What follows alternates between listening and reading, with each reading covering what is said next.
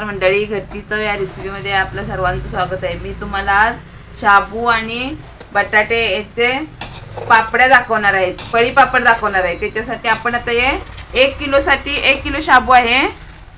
त्याच्यासाठी आपण आता 4 लिटर पाणी ठेवलेलं आहे. याच्यात मीठ टाकलेलं आहे. हे पाणी आता उकळलंय चांगलं. आता आपण शाबू रात्रभर भिजलेला आहे रात्री. आणि तुमच्या शाबूच्या प्रमाणात हे घाला. रात्री सुद्धा आपण शाबूच्या प्रमाणातच पाणी घालायचं. एका शाबूला कमी लागतो, एखाद्या शाबूला जास्त पाणी लागतं. हे आता आपण टाकून घेणार. असं मीठ टाकलेलं आहे. तर खाली तुम्हाला तिखट आवडत असेल तर तिखट पण टाकू शकता. हा बघा, शाबू आपण आता 10-15 मिनटं 10 मिनटं ठेवलेला आहे. असं साधारण असं झालेलं आहे. आता आपण ह्याच्यामध्ये बटाटा टाकून घेणार आहे.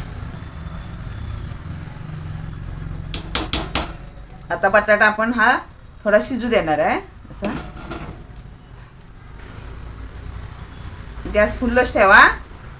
लवकर जरा लागतंय, खाली शाबू लागत असतं ना, त्याच्यामुळे आता आपण हलवत राहायचं याला.